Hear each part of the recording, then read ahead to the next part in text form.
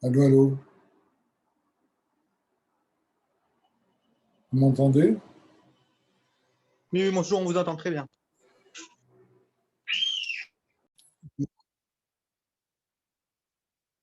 Oui, pardon.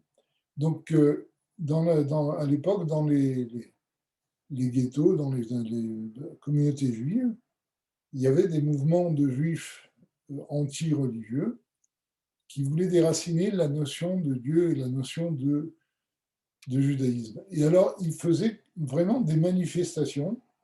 Donc, une fois, il y a eu une manifestation comme ça où ils arboraient des pancartes disant Dieu n'existe pas. Il y avait quelques chassidim qui les regardaient passer, et il y a un chassid qui a dit à ses amis, je suis d'accord avec eux. Alors les chassidim ont été très choqués, ils ont dit, comment tu es d'accord avec eux quand ils disent que Dieu n'existe pas? Il dit, oui, je suis d'accord avec eux. Parce que, pourquoi disent-ils que Dieu n'existe pas? Parce qu'ils ne savent pas ce qu'est Dieu. Le Dieu qu'ils imaginent n'existe pas, je suis d'accord. Pourquoi sont-ils arrivés à ce niveau de dire que Dieu n'existe pas? Parce qu'ils ne savent pas ce qu'est Dieu. Et faites l'expérience. Ça, c'est une expérience que j'ai faite à plusieurs reprises. Chaque fois que l'on demande à quelqu'un qui nous dit je ne crois pas en Dieu, on lui pose la question tu ne crois pas en Dieu, mais qu'est-ce que c'est que Dieu? Vous verrez qu'il n'a pas de réponse. En fait, vous savez que le rabbi dit dans une lettre à des étudiants que les sujets les plus courants finissent par perdre leur sens. Parce que comme tout le monde en parle, ben, tout le monde en parle selon son point de vue et finalement, on ne sait pas de quoi il s'agit. Et ça, c'est particulièrement vrai par rapport à la notion de Dieu. Quand on parle à quelqu'un, on demande qu'est-ce que c'est que Dieu pour toi, qu'est-ce que c'est que Dieu, ou il ne sait pas. Dans la plupart des cas, ils ne savent même pas dire ce que c'est. Ou bien on a des réponses fantaisistes. Par exemple, une fois, il y a quelqu'un qui m'a dit ben, pour moi, Dieu, c'est la somme de tous les prix Nobel. Bon, heureusement, il n'y avait pas Arafat à l'époque. Mais c'est-à-dire que lui, pour lui, Dieu, c'est l'intellect suprême. Ce qui est un non-sens. Parce que l'intellect, c'est une notion complètement humaine. Et on a toujours ce genre de réponses, ce genre de, choses, de définitions qui ne veulent rien dire. On va voir pourquoi ces définitions, en fait, ne veulent rien dire. La définition, la caractéristique, je dirais, la plus communément utilisée pour parler de Dieu, c'est de dire que Dieu est infini. Vous êtes d'accord? Plus d'une fois, quand on parle de Dieu, on dit ah, Dieu est infini. Eh bien, déjà, le fait de dire que Dieu est infini, pour le judaïsme, est un non-sens. Pourquoi? Parce que quand on dit que quelque chose est infini, qu'est-ce que c'est que l'infini? L'infini, c'est le contraire du fini. C'est une notion en elle-même. Nous sommes dans un monde fini et défini, d'accord? Et donc pour nous, ce qui dépasse le fini, ben, c'est l'infini. Et on ne peut pas avoir de notion de ce qu'est l'infini. Mais l'infini, c'est une notion en elle-même. C'est ce qui n'est pas fini. D'ailleurs, mathématiquement, on peut définir l'infini, on peut donner une définition de l'infini. Donc l'infini est quelque chose de défini. Simplement, il n'est pas limité comme le fini. C'est le contraire du fini, c'est ce qui n'est pas limité. Enfin, ce qui n'est pas fini. C'est important. Je ne dirais pas limité, mais ce qui n'est pas fini. D'accord? Ça, le rabbi le dit dans un Mahamar. Il dit dire que Dieu est infini, c'est le limiter. Parce que l'infini n'est pas fini. Donc si on dit que Dieu est infini, on l'a limité à la catégorie de l'infini. C'est-à-dire qu'il est infini et il n'est pas fini. Donc on lui a donné une définition et on l'a limité. Car à partir du moment où on donne une définition, on limite. Alors vous allez me dire, pourquoi pas donner une définition à Dieu? Eh bien, parce que au début des 10 commandements, il y a écrit Anochi Hashem Elokecha, Asher Hotzeticha Me'eretz Misraël. Je suis l'Éternel ton Dieu. Et le Midrash nous dit que le mot je, Anochi, d'abord, comme vous le savez, ce n'est pas un mot hébraïque, c'est un mot égyptien, d'accord? Et le mot Anochi signifie moi, mon essence. C'est-à-dire, ça représente le niveau de l'essence de Dieu, un niveau qui ne peut pas être défini, qui échappe à toute définition. Je vais vous expliquer ça d'une façon simple. Quand quelqu'un dit je, quand quelqu'un pense à lui-même, en général, on ne s'appelle pas par notre nom. Pour une personne, son être, c'est je. Et je, c'est notre être essentiel. Il y a différentes faces de notre personnalité. Il y a différentes fonctions qu'on peut occuper. D'accord? On peut être ingénieur d'un côté, Khazan d'un autre côté, ou rabbin de l'autre côté, ou faire partie d'une association. Il y a plusieurs aspects de notre personnalité. Mais chaque aspect n'est qu'une révélation de nous. Notre être essentiel contient tout à la fois. Et c'est ça que dit le Midrash. Quand on dit dans la Torah, Anochi Hashem Elokecha, je suis l'Éternel ton Dieu, c'est le je fait référence à l'essence de Dieu qui ne peut être, comme nous dit le Zohar, qui ne peut être donné en allusion dans aucun mot, dans aucune lettre, ni même dans aucune épine qui serait au-dessus d'une lettre. Dieu lui-même est quelque chose qui échappe à la notion de nom. On ne peut pas lui donner de nom. Pourquoi on ne peut pas lui donner de nom? Parce qu'en fait, Dieu est au-dessus de la notion de définition. Il n'est pas infini, il est indéfini. Il faut faire très attention. Quand on dit que Dieu est indéfini, ça ne veut pas dire qu'il échappe à notre perception. Parce que souvent, quand on dit que quelque chose est indéfini, ça veut dire qu'on ne peut pas, on n'est pas capable de le définir. Mais lui-même a une définition. Quand on dit que Dieu est indéfini, il est essentiellement indéfini. Ça veut dire, c'est pas que c'est une définition qui échappe à notre perception, c'est quelque chose qui n'a pas de définition, qui transcende la notion de définition. Et c'est ça le Anochi. Anochi, c'est je, l'être essentiel de Dieu, qui n'a pas de nom, parce que le nom correspond à une définition. Quand on donne un nom à un objet, ça veut dire que cet objet est défini.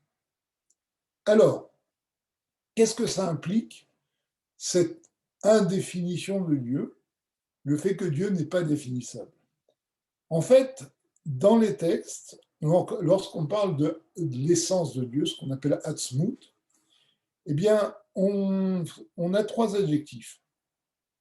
On dit que Dieu est Bilti Baal Gvul, il est sans limite, et on va le voir, la notion de sans limite n'est pas la même chose que sans fin. C'est pas illimité, ne veut pas dire infini. On va revenir là-dessus. On dit que Dieu est Kol Yachol, il peut tout faire. D'accord? Et on dit aussi que Dieu est Nimna Animnaot. C'est l'empêchement des empêchements. C'est-à-dire que rien n'est impossible pour lui. C'est un peu la même notion que Kol Yachol.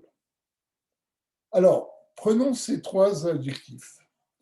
Quand on dit que Dieu est Bilti Baal Gvul, comme je l'ai précisé, cela ne veut pas dire qu'il est illimité dans le sens infini. Ça veut dire qu'il est illimité, ça veut dire qu'il n'a aucune limite. Il peut, et le fait qu'il n'ait aucune limite, peut se traduire par le fait qu'il est kol yachol. Il peut tout faire.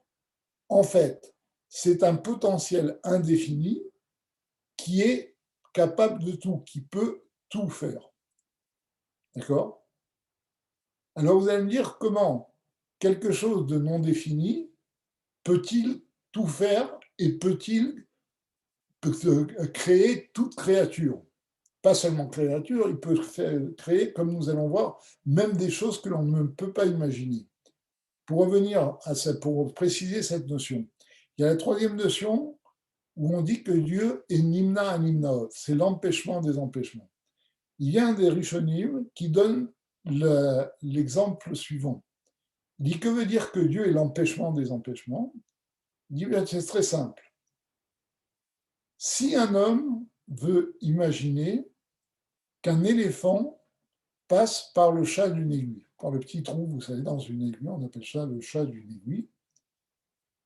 Donc, si un homme veut imaginer qu'un éléphant passe par le chat d'une aiguille, il n'a que deux possibilités. Ou bien imaginer que l'aiguille devient très grande, au point que l'éléphant peut passer par le trou, ou bien imaginer que l'éléphant devient très petit, ou globalement ou localement, au moins là où il passe par le chat de l'aiguille. Comme ça, il pourra passer par le chat de l'aiguille. Et il dit, eh bien, Dieu peut faire en sorte que l'éléphant reste tel qu'il est, l'aiguille reste telle qu'elle est, et qu'effectivement, l'éléphant passe par le chat de l'aiguille. Ça, c'est l'exemple qui donne pour dire que Dieu est nimna animnaot, c'est l'empêchement des empêchements. Qu'est-ce que cela signifie? Cela signifie que ce qui n'est pas imaginable par l'homme est possible pour Dieu. Nous n'arrivons même pas à imaginer, Dieu peut le faire. Donc vous comprenez cette notion de nimna animaot. Et ça, c'est ça la notion d'illimité. Il transcende toute notion de limite, toute notion de définition. Et c'est aussi la notion de kol yachol. Il peut tout faire. C'est ce qu'on appelle en français l'omnipotence. Dieu peut absolument tout faire. Alors vous allez me dire, oui, mais puisqu'il est indéfini, comment est-il possible qu'il peut tout faire? Il est indéfini, comment peut-il créer des définitions?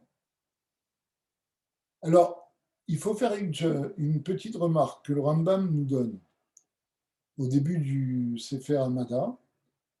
Quand on dit que Dieu peut tout faire et donc peut tout créer, ça ne veut pas dire que Dieu contient toute existence. Dieu est un potentiel indéfini. Aucune existence n'est dans Dieu.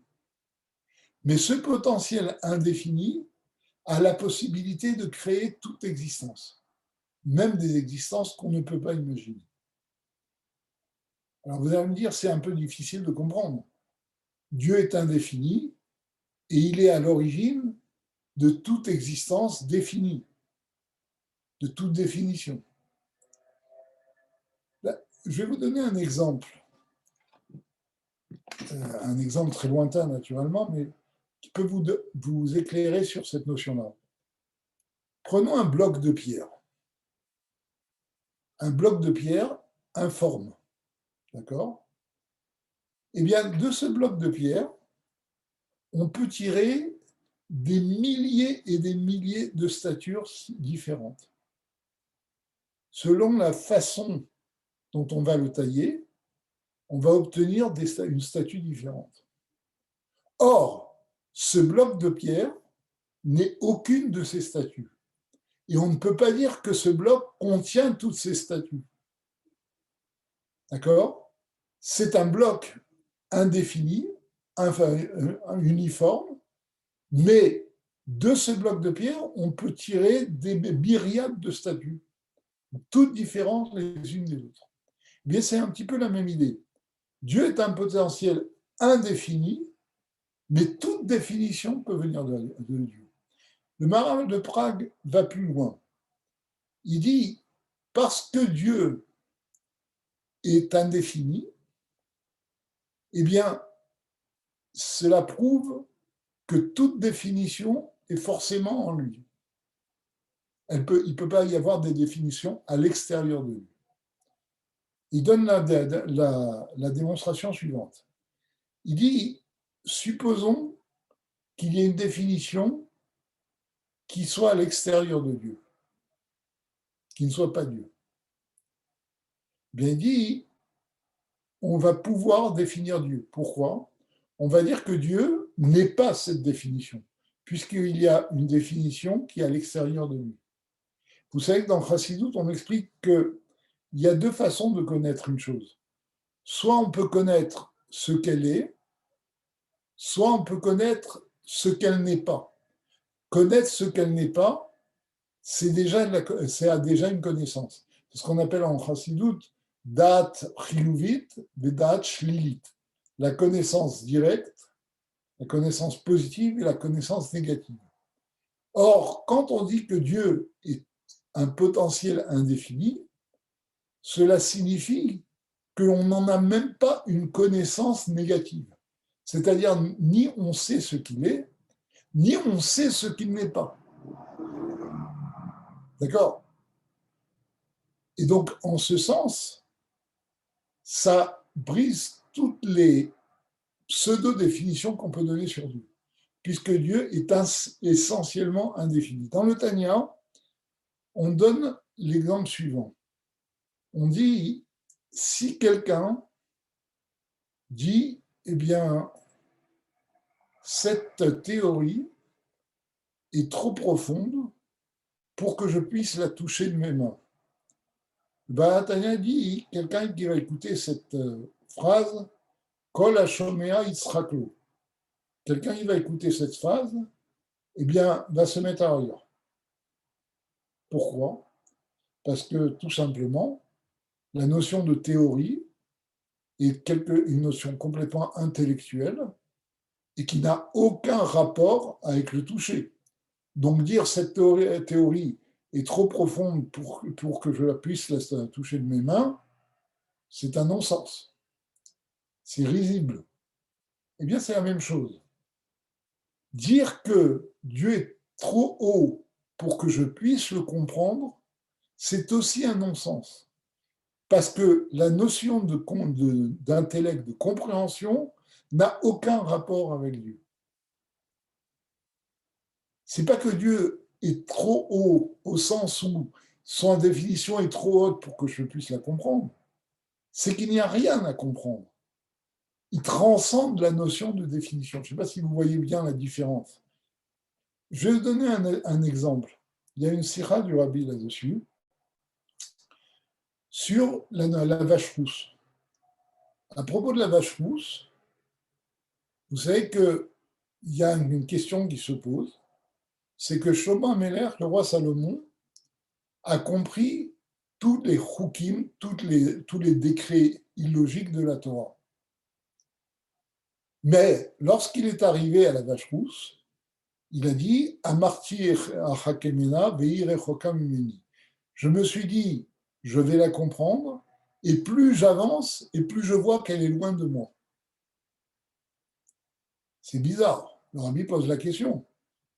Quelle différence entre les autres chukim, les autres lois, les autres décrets sans logique, que Shlomo HaMelech n'a pas compris, et le décret de la vache rousse? Eh bien, il dit très simplement, c'est que tous les décrets, il le dit illogiques de la Torah, ont une logique, mais une logique divine. Il faut avoir une âme attachée avec Dieu, dont l'intellect arrive à la logique divine pour comprendre ces décrets. C'est pour ça que le roi Salomon a compris tous les décrets de la Torah. Par contre, la vache rousse est un décret qui n'a même pas de logique divine. C'est une volonté pure de Dieu. Quelque chose qui n'a aucun rapport avec la logique. D'accord? Et c'est pour cette raison que Shlomo Ameler n'a pas pu la comprendre. Non pas parce qu'il n'était pas assez intelligent pour la comprendre, mais parce que la vache rousse relevait d'une volonté pure et simple de Dieu qui n'avait aucun rapport avec la logique. Je donne toujours un exemple qui est un peu risible, mais qui illustrait bien cette notion de volonté qui transcende la logique. Vous savez, il y avait l'ancien président de Tunisie qui s'appelait Bourguiba, qui était un demi-dictateur. Un jour, il a appelé un de ses ministres et il lui a dit, voilà, je te congédie, tu n'es plus mon ministre à partir de maintenant. Alors le même ministre lui a dit, mais pourquoi? Qu'est-ce que j'ai fait des mal? Pour quelle raison vous voulez me congédier? Alors il dit, moi je vais te poser une autre question. Pourquoi je t'ai pris comme ministre? Parce que je voulais, j'avais envie. Maintenant, je veux plus que tu sois ministre, eh bien tu n'es plus ministre. Voilà. C'est la volonté pure. Il n'y a aucune logique. Et c'est ça la différence entre la vache rousse et les autres décrets de la Torah. Eh bien, c'est un peu la même idée. Dire que l'on ne peut pas comprendre Dieu, c'est un non-sens. Parce que Dieu n'a aucun rapport avec la notion de la compréhension, la notion de l'intellect. Pourquoi? Parce que dans Chassidut, on explique que l'intellect, c'est une création. C'est une force créée par Dieu qu'il a donnée à l'homme. Et donc, Dieu, transcendant la création, transcende aussi l'intellect. D'accord? Donc ça, c'est quelque chose qu'il faut bien comprendre. La notion de Dieu est quelque chose qui nous dépasse complètement. Et alors, on va se dire, si elle nous dépasse, ça veut dire qu'on n'a aucun rapport avec lui.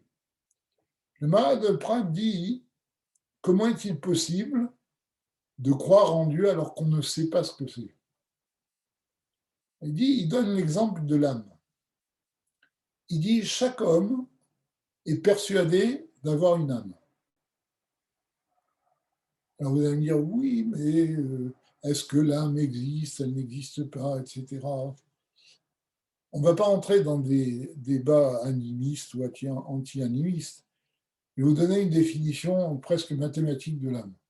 Qu'est-ce que c'est que l'âme? C'est la différence entre un homme vivant et un homme mort. Bon, on est d'accord qu'entre les deux, il y a quelque chose qui est parti. Eh bien, cette chose qui est partie, ça s'appelle l'âme. Donc, le Maharal de Prague dit toute personne est persuadée qu'il a une âme, ou disons un souffle de vie. Pourtant, nul n'est capable de définir ce qu'est ce souffle de vie.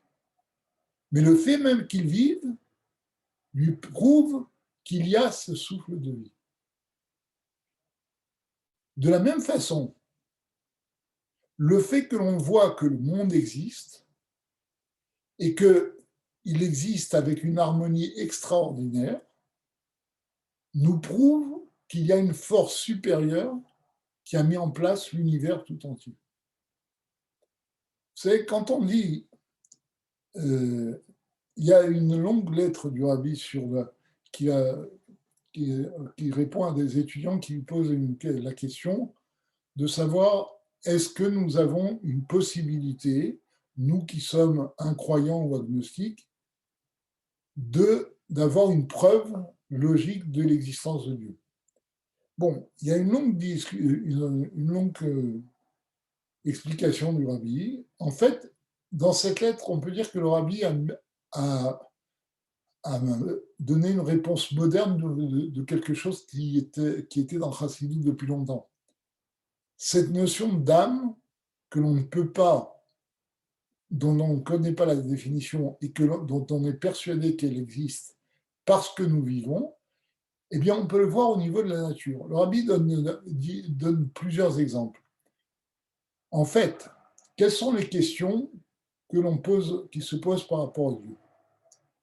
Première question, première critique, qui est classique, Dieu, on ne le voit pas. Bon. Supposons qu'on puisse croire en quelque chose qu'on ne voit pas. Mais Dieu, on ne sait pas ce que c'est. Pas seulement on ne le voit pas, on n'en connaît pas la définition, comme on vient de voir. C'est pas simplement qu'on ne connaît pas la définition, c'est qu'il n'a pas de définition. Donc on ne sait pas ce que c'est. Admettons qu'on va croire, même sans savoir ce que c'est. Mais il y a pire que ça. C'est que Dieu, la notion d'un Dieu tout-puissant, transcende notre intellect. On ne peut pas imaginer quelque chose comme ça. Ce n'est pas quelque chose de logique. Et le rabbi dit, on va voir au niveau des sciences s'il n'y a pas des choses qui ont ces défauts-là. Il prend des exemples de la physique. Premier exemple, il donne l'exemple de l'électricité. Il dit l'électricité, c'est quoi? C'est un transport d'électrons. Bon, restons dans le vague parce que c'est très compliqué. En tout cas, il y a des particules élémentaires qui s'appellent des électrons qui circulent dans des circuits électriques. D'accord? Or, nous n'avons aucun moyen de voir un électron. Même avec les moyens les plus modernes, on ne peut pas descendre au niveau de la taille d'un électron. On ne peut pas voir un électron. Et pourtant, tout le monde est persuadé que l'électron existe. Pourquoi? Parce qu'on voit qu'une lumière s'allume, qu'un moteur marche, etc. Donc voilà un exemple de quelque chose qu'on ne voit pas en physique et qu'on est obligé d'admettre parce qu'on en voit les effets. Deuxième question, oui, mais on ne sait pas ce que c'est. Eh bien, il y a un exemple très simple en physique. L'exemple de la gravité, la force d'attraction universelle. Vous savez que nous savons qu'il y a un champ de gravité qui attire les masses. Les masses s'attirent entre elles. Et c'est pour cela que nous, en France, on peut marcher tranquillement et aux antipodes, c'est-à-dire vers la Nouvelle-Zélande, on marche aussi tranquillement, parce qu'on est tous les deux attirés par la Terre. Et donc, on parle d'un champ de gravité. Le seul problème, c'est que nul scientifique n'a réussi à déterminer ce qui transporte ce champ de gravité dans le vide. Parce que ce champ de gravité a été dans le vide, parce que s'il n'y avait pas cette gravitation, eh bien, les planètes ne tourneraient pas autour du Soleil. Bon, aucun scientifique n'est capable d'expliquer qu'est-ce qui transporte cette force de gravité. La lumière, nous savons que c'est des photons, ce sont des particules énergétiques. Le champ de gravité, on ne sait pas. Donc là, on a affaire à un phénomène très bizarre. On a affaire à quelque chose qu'on ne peut pas définir et dont on croit à l'existence simplement parce qu'on en voit les effets. Troisième critique, c'est que Dieu dépasse l'entendement humain. En physique, il y a des choses qui dépassent complètement l'entendement humain. Un bel exemple de cela, c'est la relativité d'Einstein. La relativité d'Einstein, c'est quelque chose qui dépasse l'entendement humain. Je vais vous donner un exemple d'application de la relativité d'Einstein. C'est le fameux paradoxe des jumeaux. Je ne sais pas si vous avez entendu parler. Si on prend deux jumeaux, d'accord, il y a un qui reste sur Terre et l'autre, on l'envoie dans un vaisseau qui se propage à une vitesse très grande, proche de la vitesse de la lumière. Vous savez que la relativité dit que le temps dépend de la vitesse. C'est-à-dire que plus on va vite et plus le temps est court. Ça, c'est la nouveauté de cette théorie. Et donc, le jumeau, on le propulse dans l'espace à une vitesse proche de la lumière. D'accord? Et donc, il va comme ça se voyager pendant 2 ans. Eh bien, à une certaine vitesse, pendant ces 2 ans, sur Terre, il va s'écouler 20 ans. Donc, si les jumeaux ont 20 ans au départ, eh bien, au bout de 20 ans sur Terre, son jumeau aura 40 ans. Par contre, l'autre, qui a été propulsé dans l'espace, n'aura que 22 ans. Il y a un scientifique français qui a parlé de ce paradoxe. Ce sont des calculs, hein, ce n'est pas simplement une supposition, c'est des calculs par rapport à la théorie de la relativité. Quand il a présenté ça au Collège de France, à l'Académie des sciences, il a reçu des tomates. Ils lui ont dit « Arrêtez, vous vous moquez de la science ». Là, on a affaire à une théorie scientifique qui dépasse complètement le bon sens et l'entendement humain. Mais maintenant, on est obligé de croire parce qu'on en voit les effets. On n'en voit pas seulement les... Bon, vous allez me dire, oui, on ne l'utilise pas quand on va au marché, d'accord. Mais on en voit les effets, par exemple, sur des particules élémentaires qui se déplacent à des vitesses proches de la lumière. Et il y a un effet pratique d'utilisation de la théorie de la relativité, c'est le GPS. Si on n'avait pas la théorie de la relativité, on ne pourrait pas faire un GPS. Le GPS serait détraqué au bout d'un certain temps. Donc vous voyez qu'il y a des effets concrets de cette théorie. Et pourtant, ça dépasse complètement l'entendement humain. Donc vous voyez, ce n'est pas parce que c'est une notion de Dieu qui est Kol Yachol, qui est omnipotent, qui est sans limite, etc., qui est indéfini, c'est pas parce que Dieu est indéfini qu'on ne peut pas admettre son existence. Parce que même dans la nature, nous voyons qu'il y a des choses qui dépassent l'entendement humain, que l'on ne connaît pas, donc on ne peut pas définir, et que l'on est obligé d'admettre parce qu'on en voit l'effet. Et leur ami dit, eh bien, prenons, si vous rentrez dans une usine entièrement automatisée, vous allez dire que le ou les ingénieurs qui ont fait cette usine sont des gens très intelligents. Il dit, plus le niveau d'automatisation sera grand, plus le nombre de pièces qui composent cette usine sera important, et plus vous direz que ces gens-là sont intelligents.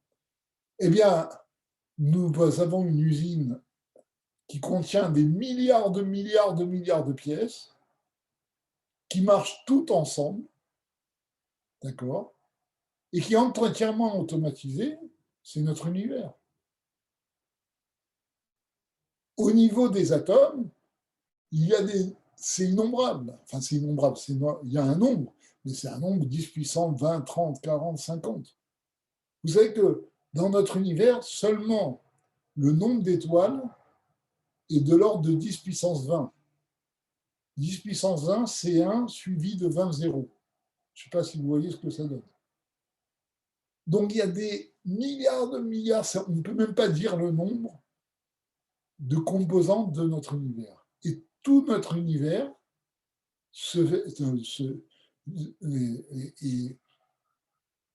est une structure qui marche toute seule. Je vais vous donner un exemple. Quand on parle de voir Dieu par rapport à la nature, en voyant la nature, on a une notion de la grandeur de Dieu, on est persuadé que Dieu existe. Je vais vous donner un exemple physique qui va beaucoup choquer. Un instant, je vais ouvrir la porte parce qu'il fait un peu chaud.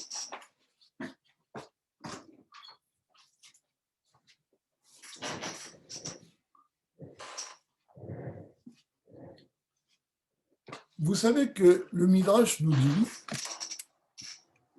que pourquoi la terre est appelée Eretz, parce que Ratsta Lasot Retson Kona. Donc le Midrash nous dit que Eretz vient du mot Ratson, la volonté, et donc la terre s'appelle Eretz, parce qu'elle a voulu faire la volonté de Dieu. Alors vous allez me dire comment la terre qui est inerte, qui est minérale, peut avoir une volonté. Alors le Rambam nous dit, il dit dans la Gemara, pour le judaïsme, les planètes sont des êtres vivants. Le Rambam nous dit qu'ils ont une connaissance de Dieu supérieure à l'homme et inférieure à l'ange. Quand on a compris ça, on peut comprendre tous les midrashim qui disent que le soleil et la lune se sont disputés, etc., etc. Et donc la Terre est la seule planète qui a voulu faire la volonté de Dieu. C'est quoi faire la volonté de Dieu? Comme nous dit le midrash, c'était quoi la volonté de Dieu dans la création? C'est Yotlo Idbarer dira Batartonim, qu'il est une demeure ici-bas, dans ce monde matériel. Et la Terre est la seule planète qui a accepté qu'il y ait des hommes, en particulier le peuple juif, qui vont faire ensemble en sorte que Dieu ait une dira Batartonim et une demeure en bas. Bon. Qu'est-ce que ça veut dire? Ça veut dire, entre autres, vous savez, bon, moi j'ai un âge assez avancé. Quand j'étais jeune, on commençait à peine à explorer l'espace. Et on rêvait, on se disait, oui, il y a des Martiens, il y a des Vénusiens, il y a même des bandes dessinées qui parlaient de tout ça, etc. On était persuadés qu'il y avait des êtres vivants différents de nous dans d'autres planètes. Maintenant, nous savons que dans tout le système solaire, il n'y a aucune vie. Bon. Vous allez me dire, oui, mais il y a d'autres systèmes solaires. Oui, le plus proche, c'est Alpha du Centaure. Il est à 3 années-lumière de nous. Vous savez ce que c'est, 3 années-lumière? Vous prenez le nombre de secondes qu'il y a dans 3 ans et vous multipliez par 300 000 kilomètres. Vous avez la distance entre nous et le prochain système solaire. Bon, ce n'est pas la porte d'à côté. Mais pourquoi je vous dis ça? En fait, s'il n'y a pas de vide dans les autres planètes, à part le fait que certaines planètes sont gazeuses, bon, mais même dans les planètes minérales, solides, il n'y a pas de vie. Alors que ces planètes ont une atmosphère. Par exemple, la planète Mars a une atmosphère. D'accord? Mais il y a un petit problème. C'est que même si une planète a une atmosphère,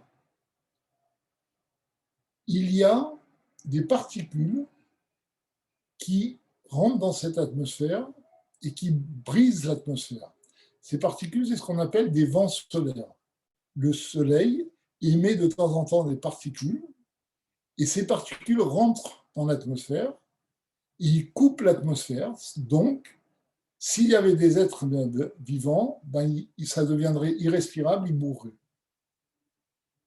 Donc, il n'y a aucune possibilité dans cette configuration d'être vivant. Ah, et où sont les vents solaires sur la Terre?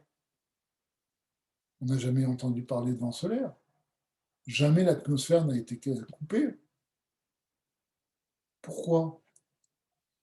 Parce que il y a un champ magnétique qui est produit par la Terre qui arrête ces particules. Ça arrête ces vents solaires. Première coïncidence étonnante. Mais attendez, ça ne s'arrête pas là. Eh bien, ces particules qui sont arrêtées par le champ magnétique de la Terre, elles ne vont pas dans l'espace, elles restent à proximité de la Terre. Et on a découvert qu'elles forment une ceinture autour de la Terre. Bon, c'est bien. Deuxième petit problème, le Soleil émet des rayons de soleil, d'accord, des rayons de lumière, mais il émet aussi d'autres particules. Et certaines particules sont très dangereuses pour l'homme. D'accord? Alors, comment se fait-il que ces particules dangereuses pour l'homme n'arrivent pas sur la Terre? Eh bien, écoutez bien, parce que il y a une ceinture, cette ceinture des particules des vents solaires qui restent autour de la Terre arrête ces particules solaires qui sont dangereuses pour l'homme. Et donc, la conjonction du champ magnétique et de la ceinture de ces particules permet qu'il y ait de la vie sur la Terre. On l'a échappé belle. Le champ magnétique aurait été insuffisant, on n'aurait pas pu vivre. Et si ces particules ne se massaient pas autour de la Terre, on n'aurait pas pu vivre non plus. Alors, pour un scientifique, c'est beau, oui, j'ai compris. Mais réfléchissez. C'est une coïncidence très bizarre qui ne peut pas se passer toute seule. Là, on a une idée de la précision de la création du monde. Ce n'est pas quelque chose qui a été fait, qui était simple. C'est très compliqué. Pour que la vie apparaisse sur Terre, c'était très compliqué. Et Dieu a fait en sorte que la vie puisse apparaître sur Terre et seulement sur Terre.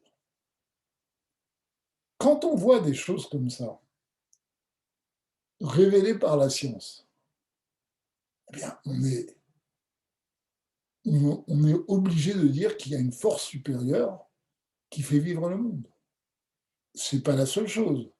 Vous savez, on peut donner des exemples à l'infini. Il y a tout un livre. Vous savez, il y avait un fascicule qui s'appelait Conversation avec les jeunes. En fait, c'était un fascicule aux États-Unis qui était traduit en France, qui s'appelait Talks and Tales. C'est un fascicule où il y avait une rubrique qui s'appelait Les merveilles de la nature. On dit que c'est la Rebbetzin, c'est la femme du rabbi qui écrivait cette rubrique. Et elle donne des exemples de choses naturelles qui relèvent du miracle, des équilibres naturels qui relèvent du miracle. D'ailleurs, tous ces articles ont été mis en un livre qui s'appelle Les merveilles de la nature, qui a été publié par Keot en France. Et s'il existe encore, ça vaut le coup de l'acheter. C'est un très beau livre. Et là, on voit vraiment la grandeur de Dieu. D'ailleurs, c'est pour ça qu'on dit les psoukés des Zimra le matin, on dit les psaumes qui révèlent la grandeur de Dieu dans la nature. Alors, je voudrais maintenant ouvrir un autre chapitre. On l'a bien vu, on a bien compris, Dieu échappe à tout intellect, il transcende l'intellect, il est indéfini, d'accord? Mais alors, quelle est la relation entre Dieu et nous? Comment se fait-il que dans Chassidut, on parle de présence de Dieu? Dans la Torah, on dit que Dieu est content, Dieu est en colère, que Dieu est un juge, etc. Comment on peut dire que Dieu aurait des sentiments alors qu'il est indéfini? Un sentiment, c'est une définition. La réponse est donnée, entre autres, par le Tzemar Tzedek, dans Der Misotera, dans le Mitzvat Amanat Elokut.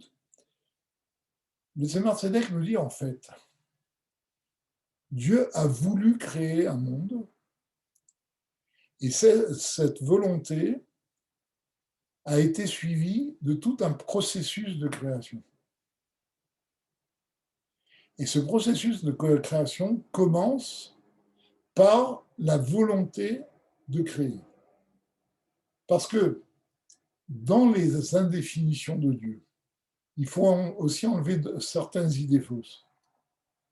Dieu n'a pas de volonté. La volonté de Dieu, c'est quelque chose qu'il exhibe en lui-même. Mais il n'a pas, comme l'homme, une volonté. D'ailleurs, le Tzemar Tzedek nous dit, quand on dit que Dieu a voulu, c'est pour exclure le fait que c'est un processus automatique. Il n'y a pas d'automatisme chez Dieu. Tout vient de façon volontaire. Volontaire, c'est-à-dire non automatique. D'accord ? Et donc Dieu a eu la volonté de créer le monde, et cette volonté a amorcé tout un processus qui fait que nous pouvons avoir une relation avec la notion de Dieu à travers les mondes spirituels. D'accord ? Mais tous ces mondes spirituels, à commencer par le premier monde de ce qu'on appelle Seder Ishtalshut, c'est-à-dire l'enchaînement des mondes qui arrive jusqu'à notre monde matériel, tous ces mondes spirituels, donc, qui commencent par Hatzilut, par Chochma de Hatzilut. Chochma de Hatzilut, on nous dit, c'est la première sphira qui a amené la notion de définition. À partir de Chochma de Hatzilut, il y a la création de la définition. En amont de Chochma de Hatzilut, il n'y a pas vraiment de définition. Bon. Mais tout cet enchaînement de mondes spirituels, et même plus haut que les mondes spirituels, ce n'est pas Dieu, c'est le divin.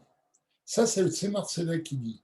Il ne faut pas confondre Dieu lui-même, l'essence de Dieu, qui est indéfinie, et les sphirotes, les attributs divins qui sont là pour créer le monde, qui sont divines. En particulier, ce sont les attributs divins qui sont dans Hatzilut. Le monde d'Hatzilut, on nous dit, vous savez, le monde d'Hatzilut s'appelle Hatzilut pour deux raisons. Hatzilut vient du mot Etzel, c'est-à-dire proche. C'est un monde qui est proche de Dieu. Et Ne'etzal, qui signifie prélevé.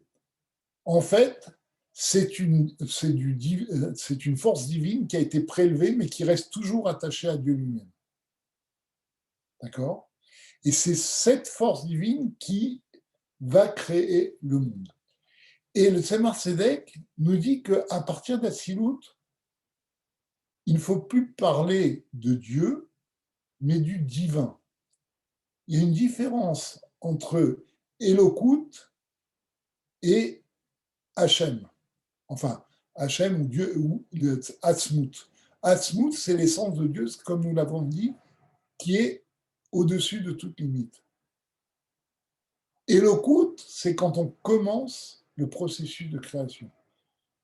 Et ces sphirotes d'Hatzilut sont appelées divines. Pourquoi ?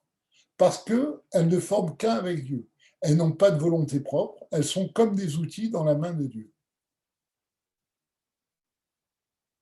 Et donc, ça c'est une notion très importante.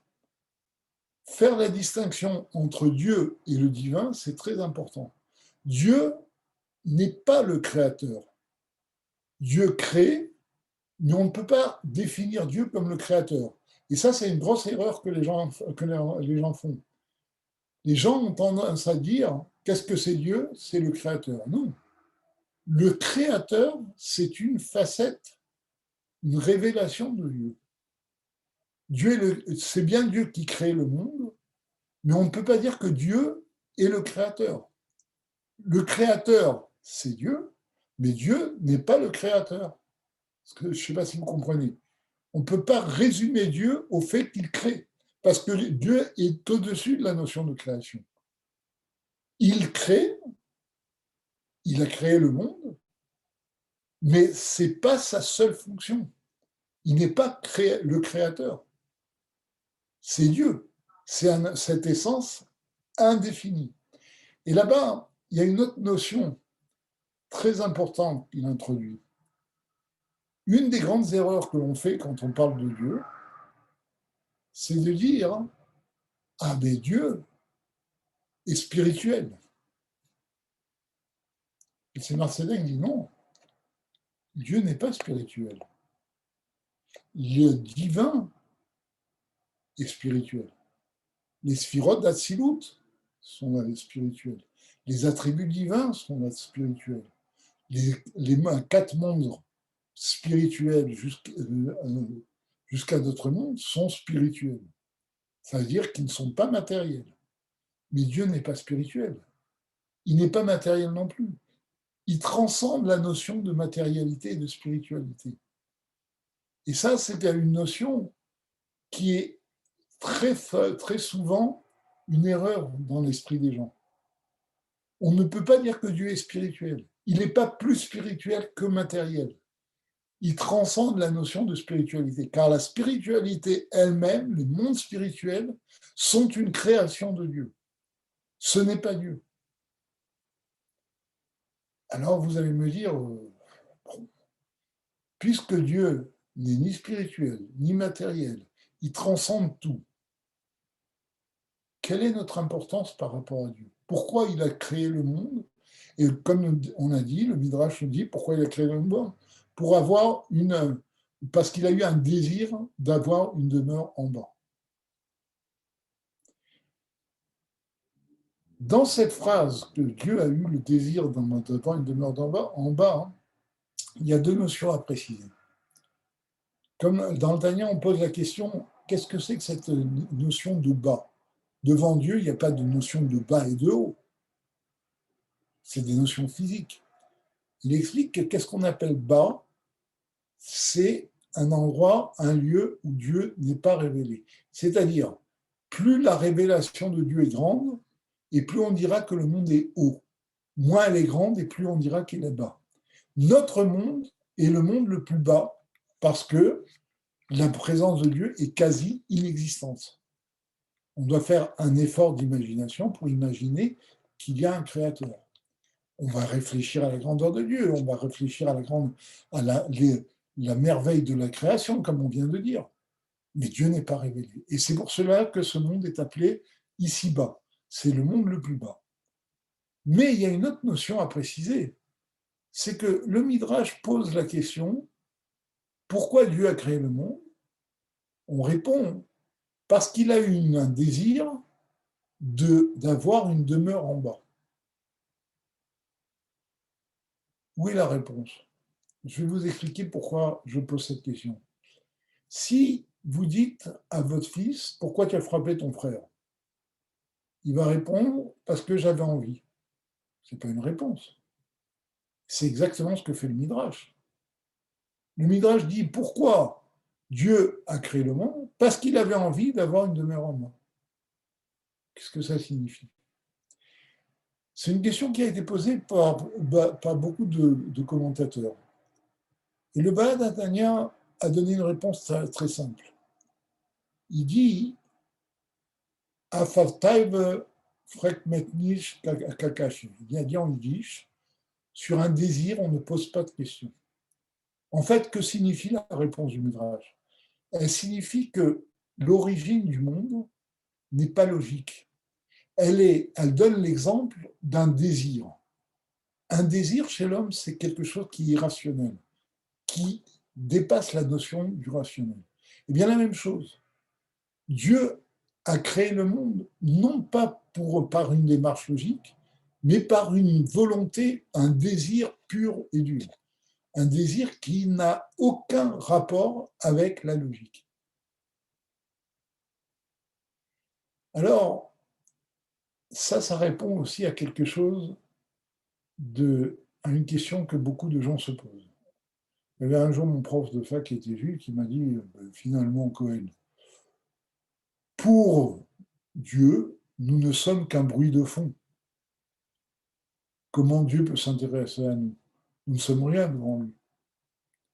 Donc, corollaire de ça, comme nous sommes un bruit de fond, on peut faire ce qu'on veut. Il n'y a pas de Torah, il n'y a pas de mitzvot, etc. Eh bien, la réponse à cette question est liée à ce qu'on vient de dire. Dieu a eu un désir de créer le monde. Et le Zohar nous dit, il y a 3 niveaux de révélation de Dieu. Il y a le Or Amémalé, c'est-à-dire la révélation de Dieu qui rentre dans les détails de la création, c'est ce qu'on appelle la mémalée. En français, ça s'appelle l'immanence divine. Le Or HaSovev, qui est une révélation qui dépasse, enfin une force divine qui dépasse la révélation, qui ne se révèle pas, c'est ce qu'on appelle la transcendance divine. Et il y a un niveau qui est Kula Kame Kela Hashivu, c'est-à-dire tout devant lui est comme rien. Et en Chassidut, on explique qu'en vérité, la création tout entière est rien devant Dieu. Elle ne change rien à Dieu, c'est nul, c'est comme si elle n'existait pas. Parce qu'on est insignifiant de la création tout entière, on ne parle pas de la création physique, même spirituelle. Toute la création est insignifiante devant Dieu. Mais on n'est pas rien, on est comme rien. Pourquoi on est comme rien? Parce que même si on est insignifiant, Dieu nous a donné une importance en ayant ce désir d'avoir une demeure en bas. Donc il nous a donné une force, une importance, il nous a tiré ainsi du néant. Parce que si on n'était rien, ben, on ne serait rien, on serait néant. On n'existerait pas. Mais Dieu a fait qu'on est comme rien, c'est-à-dire que on existe quand même et on a une importance parce qu'il nous a donné une importance. Et pas comme certaines personnes peuvent penser que nous avons une importance intrinsèque devant Dieu. Nous avons une importance parce que Dieu nous a conféré cette importance. Il nous a donné une mission. Une mission, quelle est la mission divine? Ben, c'est de faire de ce monde un monde qui puisse accepter sa révélation. Ça, c'est l'avènement des temps messianiques. Mais Dieu aurait très bien pu créer un monde parfait où il se révèle. Mais il nous a donné la mission, il nous a fait sortir du néant, c'est-à-dire qu'il nous a donné une importance, il nous a confié la mission de faire de ce monde, un monde où il peut se révéler, alors qu'il aurait pu le faire tout seul. Et en cela, le Rabbi explique, c'est ça que le Midrash nous dit, que un juif qui fait une mitzvah devient shutaf la Kadosh Baruch Hu. Il devient l'associé de Dieu. Le Rabbi dit, excusez-nous du peu, associé, c'est prétentieux. Qui peut dire qu'il est l'associé de Dieu? Un associé, il fait la même chose que l'autre. Il dit oui, parce que Dieu a créé un monde qu'il a sorti du néant, il en a fait une existence très forte, et nous devons faire en sorte que ce monde puisse accepter le néant divin, la révélation divine. Il nous a donné cette mission. Et en cela, nous sommes les associés parce que nous faisons la deuxième partie du travail. Et tout ça parce que Dieu a eu une volonté d'avoir une demeure en bas. D'accord? Et donc,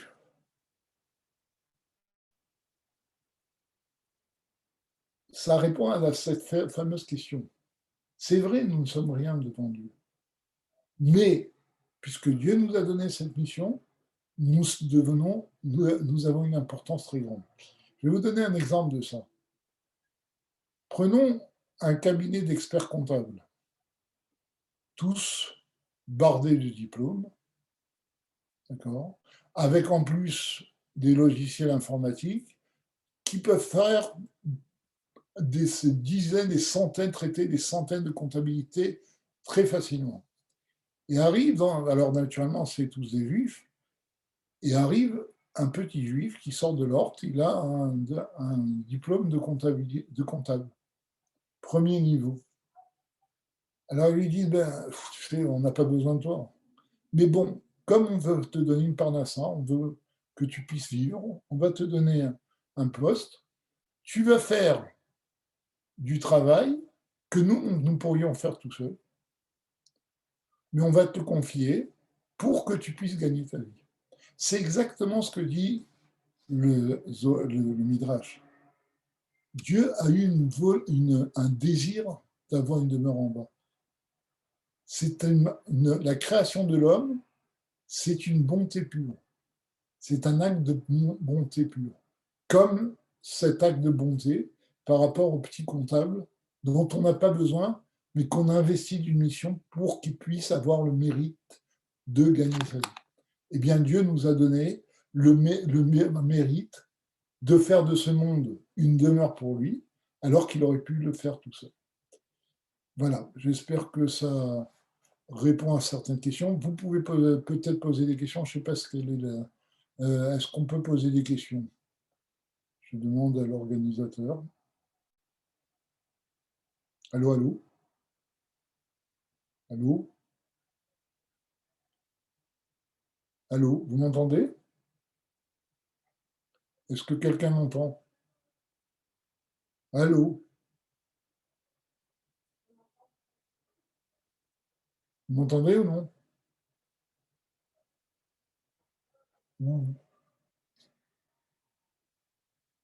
Où est l'organisateur?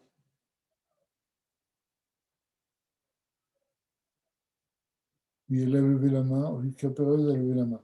Bien, mais pour dire quoi? Oui, pour dire qu'elle m'entend. Est-ce qu'il y a des gens qui ont des questions?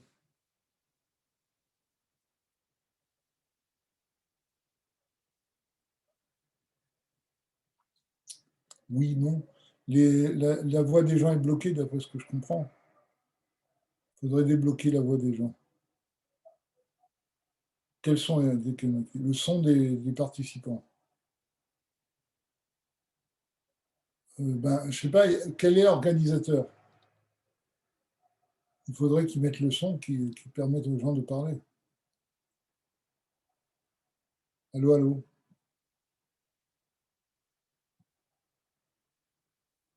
Ah, voilà, j'ai des questions. Mais s'il ne croit pas, il ne peut pas dire que c'est le créateur. Je n'ai pas compris. Quelle est notre mission sur Terre? Je crois que je l'ai dit.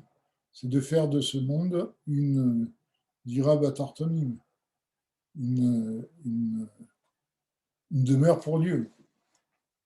Oui, on entend, le son est décliné, exact. Bon, si vous n'avez pas de questions à poser, on arrête là. Est-ce qu'il y a des questions? Vous pouvez me les envoyer par écrit. J'attends 1 minute. S'il n'y a pas de questions, on arrête.